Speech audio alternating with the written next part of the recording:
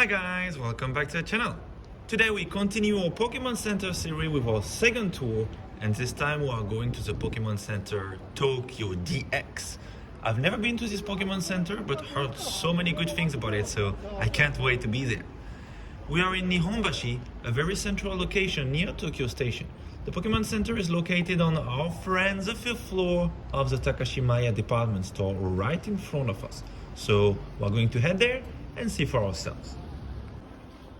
Oh look, we're being welcomed by a Pikachu Christmas tree. Hello you. Okay, so we just arrived on the 5th floor and I have no idea where it is. This department store is a monster.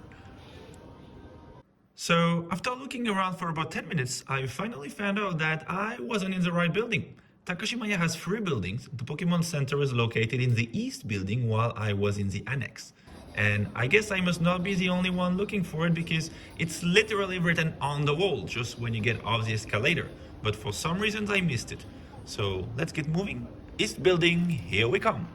And after 10 more minutes wandering around, it seems I finally found it. Oh, these scarlet and violet murals look pretty nice. And they have Ceruledge on it. Yay! Well, it really sets the vibe. I can't wait to see what's next. So let's get in. Here we have them, the 3 mascots of the Pokemon Center Tokyo DX. Pikachu, Snorlax, and Mew. I know I'm not objective, you guys have the right to disagree, but this is just one of the best trio ever. Guys, I just figured something out. Look at the wall. They put all the Pokemon from Gen 1 all the way to Gen 7 on the other side of the room. Let's have a little game that I'll call Spot Your Favorite Pokemon. I found Lugia. This Atrium is gorgeous. A round room with a statue of Snorlax in the middle, 802 Pokemon silhouettes around you. Yeah, cause as you'll see, the last Pokemon displayed is Marshadow. And the reason to that is that it was the last of the original Alolan Pokédex. Pokemon 803 onward were part of Ultra Sun and Ultra Moon, which was released late 2017, probably too late for the Pokemon Center opening 3 months later, in March 2018. Are you guys ready for a walk down memory lane? Because this is exactly what we have here, with a wall displaying pictures and videos of the most iconic times of the Pokemon video games franchise, all the way from Red and Blue to Sun and Moon. Once again, for the same reason as the Atrium, it doesn't go beyond Sun and Moon. We have the original intro with the Gengar Nidorino battle, the Pikachu intro from Pokemon Yellow, the reveal of Rayquaza, and so many more. Makes me feel so old! But looking at how many kids are here makes me also feel so young at the same time. Very weird. Then we are once again welcomed by Fuecoco, Spirigatito, and Quaxley. As I told you last time, it's going to be the case in all the Pokemon centers.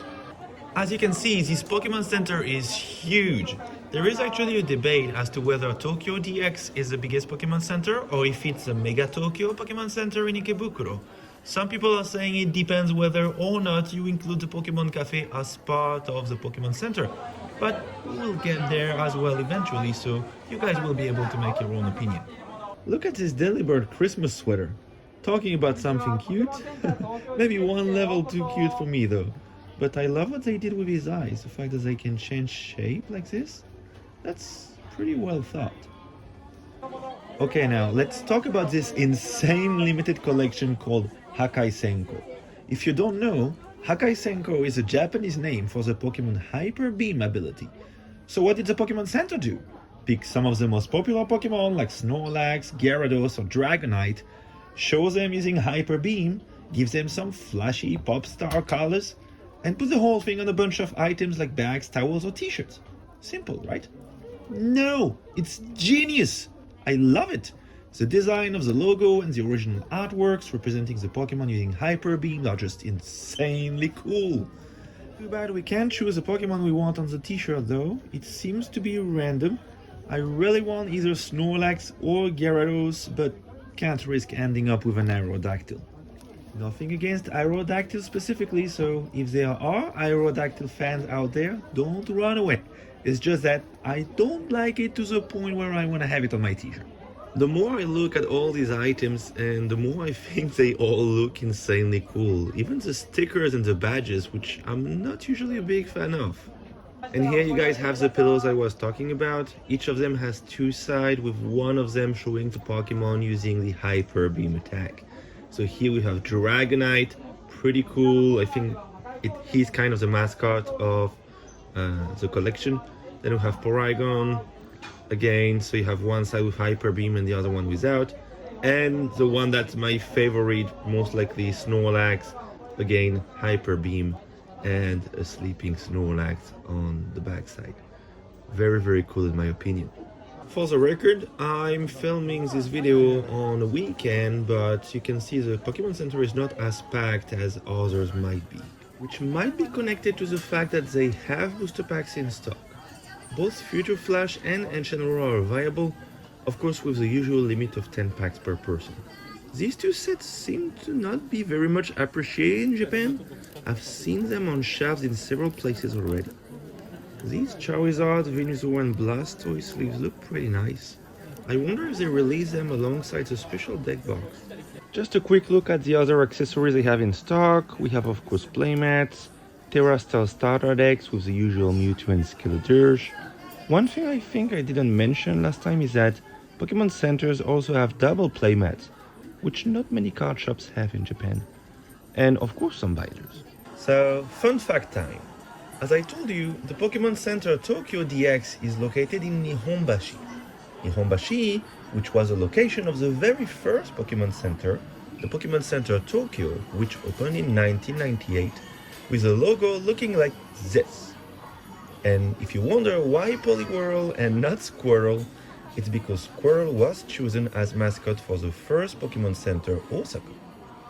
But the Pokemon Center Tokyo closed on July 16, 2007, to be relocated in Shiodome the very same day, until its closure again on December 7, 2014, to be relocated again in Ikebukuro, where it still is today under the name Pokemon Center Mega Tokyo.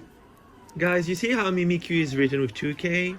That's because they tried to write the Japanese name of the Pokemon with English alphabet. Now, in Japanese, Umbreon is called Blackie, obviously because he's black. But L and R have more or less the same pronunciation in Japanese, so it ends up being Bracky here.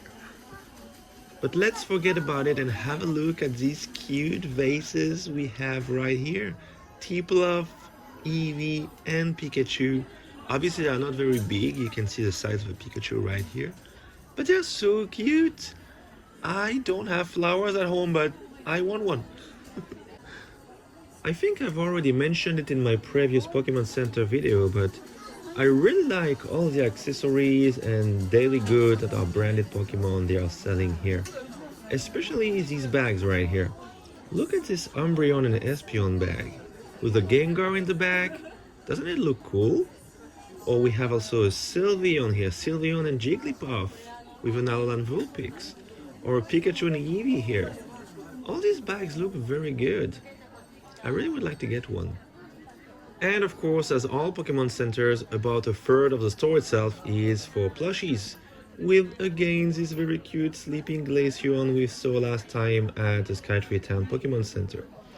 One thing I didn't say when I talked about the Pokemon Center Tokyo having been relocated twice and now being in Ikebukuro, is that despite the fact that Tokyo DX wasn't the OG Pokemon Center, it was indeed the first to open alongside a Pokemon Cafe.